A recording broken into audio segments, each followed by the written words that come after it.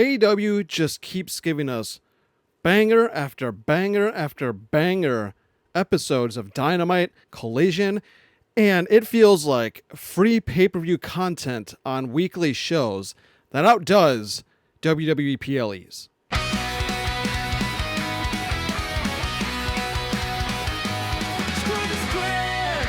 Welcome back, everybody, to Screw the Script. I'm your host, as always, Maverick. Thanks for joining me here on this Monday. Apologies again for not being able to upload yesterday. Again, I was very busy this weekend. My two daughters had a dance recital. It went very well. Family was here all weekend. Very busy. So I'm going to have back-to-back videos today and tomorrow. We'll do my second ever Top Turnbuckle topic on Tuesdays, which is what I do on Tuesdays going forward. But for this video, I've got to talk about a very glaring difference between AEW and WWE. I haven't watched WWE in over a month now, like any of the product at all. But from what I remember seeing, AEW, their weekly shows that they've had in 2026, mainly since Darby Allin has become champ, because he's defending it every single week, twice a week sometimes. Like this week, he'll be defending it. He defended it on Saturday, and he's defending it on Wednesday, so that's within a week stretch of time. It's insane. I think that'll be, 6 or 7 title defenses in less than a month. Unbelievable work by Darby Allin. Before I get any further, like the video, share the video, comment in the video. It really helps the algorithm. Hype the video. I've shown you guys how to hype the video. I really appreciate that. It helps a lot. And for those of you who are new, thanks for subscribing and joining the STS Society. And if you're watching right now and you aren't already subscribed and you are pro AEW and you are anti AEW haters that wish for it to fail, I would appreciate a subscribe. Collision this past Saturday was incredible. It started off with Kyle O'Reilly and Lee Moriarty going back to back in the ring with that trios titles match that happened.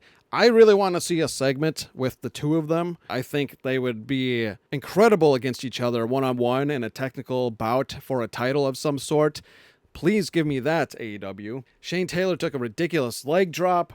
He gave a leg drop to Orange Cassidy on the apron. It looked so bad it made me cough just from seeing it. I also really liked this moment in the match where every member of the Shane Taylor Productions did an abdominal stretch. I forget who it was, but they all linked arms, and then the last person on the outside of the ring held onto the table. I thought that was a funny bit. But we see Mark Briscoe hit the Jay Driller for the win. Fantastic opening bout. Ospreay had a backstage segment. Wonderful for storyline, and this proves that AEW is great at storytelling. He had a line, I believe verbatim, that goes, "The man who took 6 months away from my life, from the man who will give me a second chance at life and a shot at the world championship." That's very poetic, that the man who took him out for 6 months, like he said, is now giving him a second chance at life and a second chance at gunning for the AEW championship. So it does seem like he is sided with the Death Riders. I would say he is in an alliance with them, not part of the Death Riders. He's not a member, but he's aligning with them, and I think it's what's going to help elevate him to become AEW champ at Wembley. I really think that's where this is going. Willow had a great match against Red Velvet. She's a fighting champ, just like Darby. I mean, she's all over the place. A conglomeration.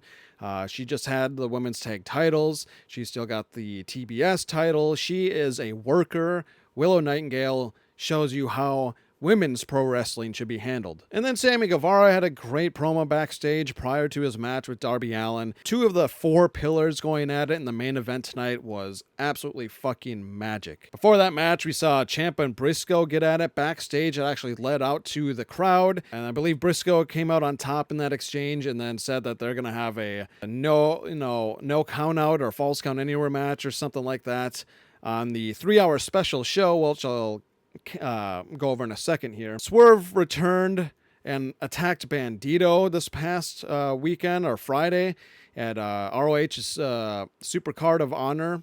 That was incredible. After Bandito had an incredible match against Blake Christian, I think Blake Christian deserves to be ROH champ at some point.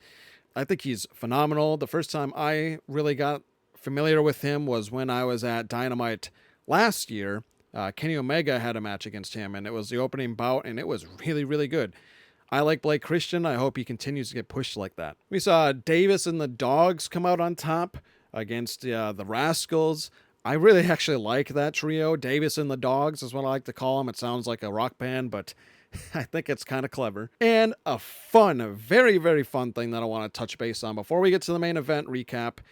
We saw Anna Jay back on TV after she lost to Willow, I think a few weeks back, and everyone was speculating, is Anna Jay gone? Is she going to re-sign with AEW or is she walking? Well, we saw the reunion of Ty Mello and Anna Jay. Tay J, or Ty J, if you want to pronounce it accurately. They're back together, basically saying that they're gunning for those tag titles. I really think they deserve it. I think Anna Jay deserves the title. Ty Mello coming back after giving birth to their child with Sammy. Very, very good duo. They're AEW staples. Those two have been around basically since it started. I think Anna Jay I think they both actually have been around since 2019. So give them the tag titles, please, Tony Khan. And a year ago today, before I get on to the main event now, Darby Allin climbed to the top of Mount Everest, proving that AEW is at the top, not only in the ring, but in the world, as Darby Allin is the only pro wrestler to have ever climbed Mount Everest. And now we're going to talk about that incredible main event that he had against Sammy Guevara. They came out gunning right away. Sammy was beating the shit out of him. Honestly, I thought Darby was going to lose. There were multiple near falls, and my Maverick moment of the night was this. From the heavens! Up top! Just insane. Sammy Guevara, he's loco. He does it before, and that's actually was his downfall, actually. He tried to put Darby through another table one last time, and Darby moved out of the way that time. He hit like a 450 or something, a 630. I can't remember what it was, and he landed through the table. Darby throws him in, gives him a coffin drop, and gets the win.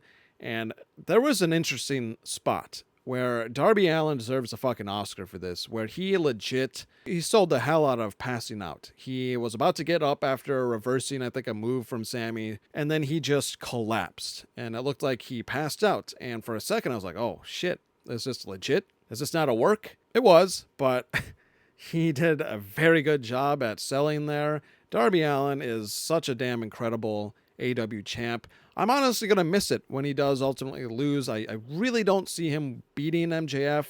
If he does, he's going to lose it the same way he won it, where he's just going to be so burnt out after defending against MJF, if he does, where he'll just end up losing it like a following Wednesday night Dynamite episode where he just gets squashed because he just can't go anymore.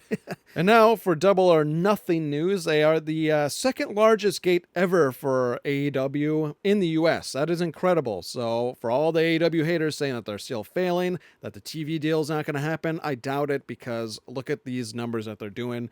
It's only behind last year's All in Texas, and fourth in company history, behind the two Wembley Stadium shows in 23 and 24.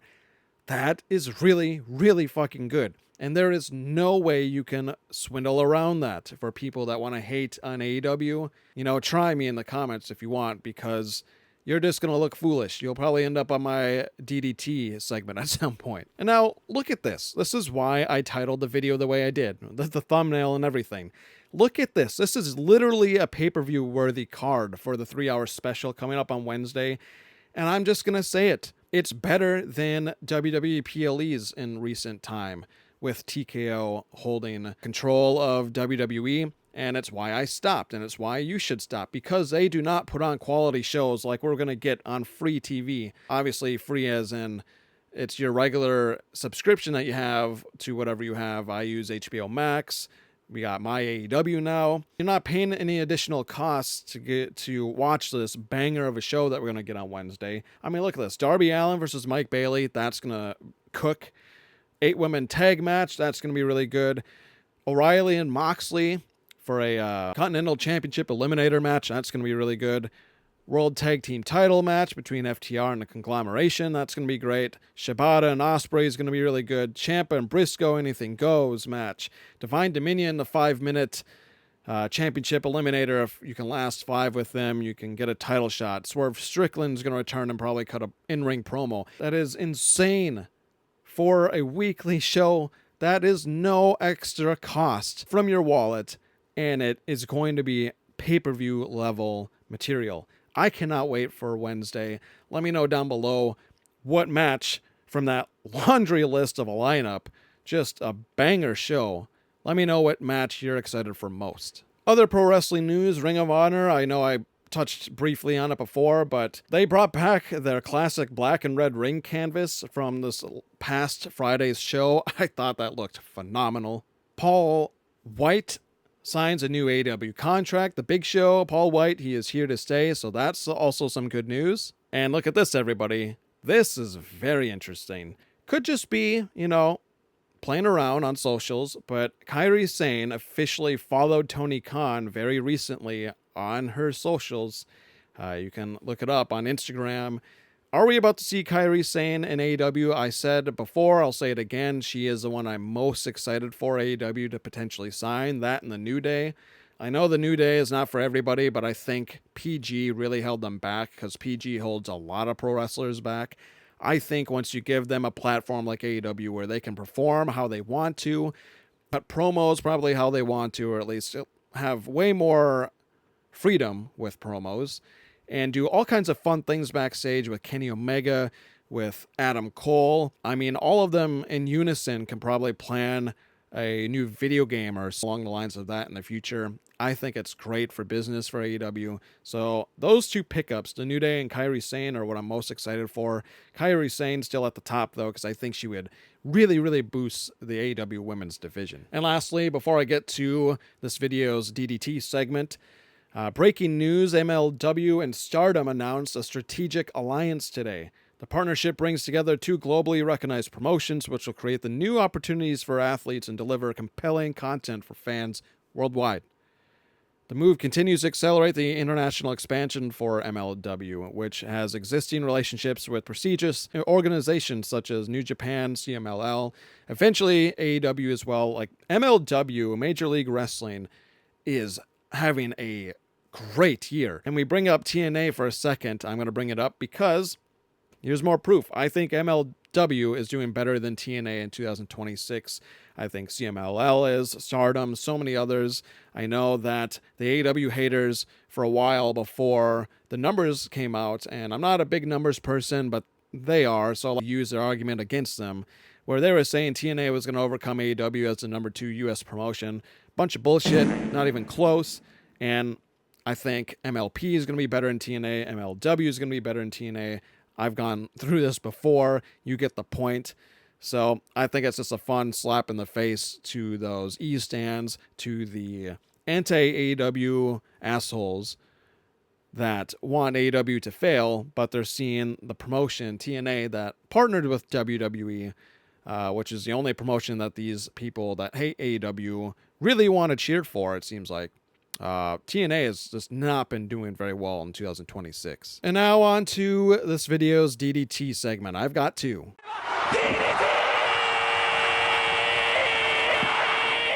Here's the first one. That clown from New York again, laughing at the Wrestling Observer post saying that it's Darby Allin reign is going to be talked about for generations. It's awesome. From Brian Alvarez, I don't agree with everything that they say at Wrestling Observer, but I do agree with that. And that clown from New York laughing, I think, is just stupid. And even that person down below commenting saying, Bookworm says, this run stinks. The whole AEW is garbage, except for MJF. You couldn't be more wrong.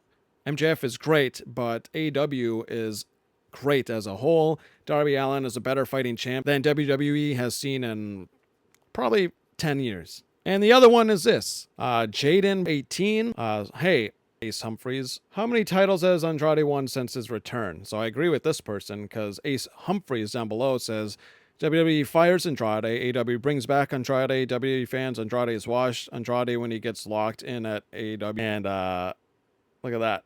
The Iron Man gift, that's funny. So Jaden Blue, how many titles has Andrade won since his return? Trying to look cool and all. But then he gets smoked by Andrade himself, responding with the Crash, Peso Pesado, Mexico, Universal WWEC in Puerto Rico, GWF World Champ in Germany, IWGP Global World Champ in Japan, WKC Heavyweight Champion in Chile. He smoked him, and for those reasons, or why that person is on this DDT. And JD from New York, that clown from New York, you're just honestly indefinitely on the DDT list. That's all I had on this video on Screw the Script. Let me know down below your thoughts on Collision, what you're looking forward to most on Dynamite. What about those DDT segments and the other pro wrestling news that I covered in this video? And lastly, before I close out, I am going to open up that box tonight after I edit this video, and I'm going to post a photo of it either tonight or tomorrow, or just talk about it tomorrow on what was in there. Don't worry, I'll be safe. As always, this has been Maverick with Screw the Script. Thanks for watching.